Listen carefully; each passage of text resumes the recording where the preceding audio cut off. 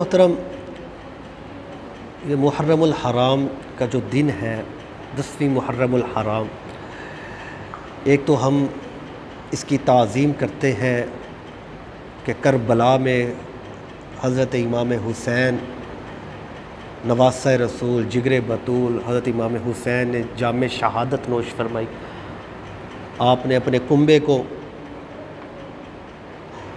اسلام کی خاطر قربان کروا دیا، دین کی خاطر قربان کروا لیا اپنے کنبے کو۔ ہم اس کی تعظیم کرتے ہیں۔ یہ 10ویں محرم جسے یوم عاشوراء کا دن بھی کہا جاتا ہے، اس کے علاوہ بھی اس دن کی یوم عاشوراء والے دن کی بڑی اہمیت ہے، بڑی اہمیت ہے اس دن کی۔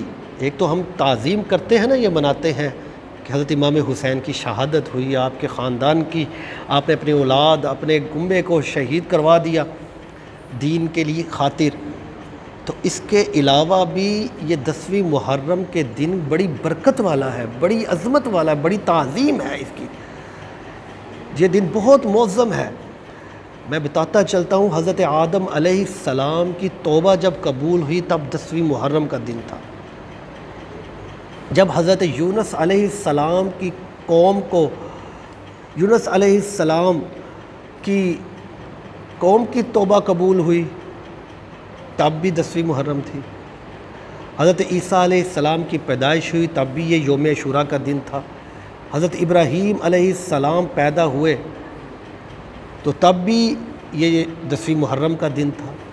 حضرت یوسف علیہ السلام قید خانے سے باہر آئے، رہائی ملی، تب بھی یہ یوم عاشوراء کا دن تھا۔ حضرت یونس علیہ السلام مچھلی کے پیٹ سے جب باہر آئے تب 10ویں محرم کا دن تھا۔ حضرت یعقوب علیہ السلام کو جب آپ بیماری سے نجات ملی تب بھی 10ویں محرم کا دن تھا۔ حضرت سلیمان علیہ السلام کو بادشاہت عطا ہوئی، 10ویں محرم کا دن تھا۔ حضرت موسیٰ علیہ السلام پیدا ہوئے، یہ بھی یوم عاشوراء کا دن تھا۔ آسمان سے جب پہلی بارش ہوئی دنیا پر تب بھی 10ویں محرم کا دن تھا۔ اور قیامت جس دن آئے گی، جس دن قیامت آ جائے گی تب بھی 10ویں محرم کا دن ہوگا۔ یہ آسمان، پہاڑ، قلم، یہ اللہ تبارک و تعالیٰ نے جب پیدا کیے تو تب بھی 10ویں محرم کا دن تھا۔ یوم عاشوراء کا جو دن جب دن آتا ہے تو اصحاب کہف جو ہے وہ کروٹ بدلتے ہیں۔ یہ جب یوم عاشوراء کا دن 10ویں محرم کا دن آتا ہے، حضرت محترم یہ دن بڑا سمجھ لے اس میں ہر نیک کام ہوا ہے، بڑے بڑے اجر و ثواب کا یہ دن ہے۔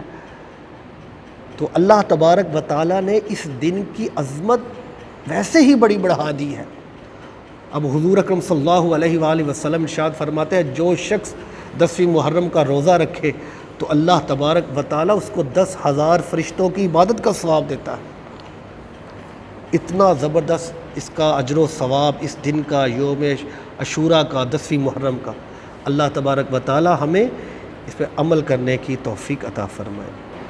اب حضرت محترم حضور اکرم صلی اللہ علیہ وآلہ وسلم کی حدیث مبارکہ کہ محرم الحرام جب شروع ہو جائے، جو پہلا جمعہ آتا ہے، جس دن پہلا جمعہ آئے، مثال کے طور پر یکم محرم سے لے کر 10ویں محرم کے درمیان پہلا جمعہ جو آتا ہے، تو حضور فرماتے ہیں جو پہلے جمعے جو روزہ رکھے تو اس کے گزشتہ گناہ جو ہوتے ہیں اللہ تبارک و تعالیٰ معاف فرما دیتا ہے، گزشتہ گناہ معاف فرما دیتا ہے۔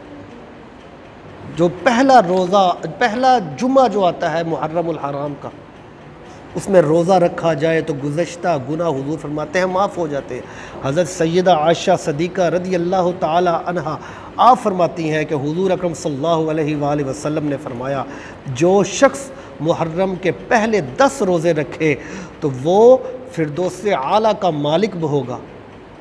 تو حضرات محترم آپ خود اندازہ لگائیں ان کے روزے رکھنے کا کتنا فائدہ ہے، کتنا اجر و ثواب ہے ان کے دنوں کا، بڑی برکت والے یہ دن ہیں۔ ہمیں چاہیے کہ ہم ان دنوں میں روزے رکھیں۔ حضور اکرم صلی اللہ علیہ وآلہ وسلم یہ یوم عاشوراء کا دن آتا تھا، آپ حضور روزہ رکھتے تھے، صحابہ اکرام روزہ رکھتے تھے۔ پہلے بھی جو لوگ جو تھے قومیں تھی، جو پہلی بھی نبی کریم کی امتیں تھی، وہ بھی روزہ رکھتے تھے یوم عاشوراء کے دن۔ تو یہ جو ہے عمل ہمیں کرنا چاہیے۔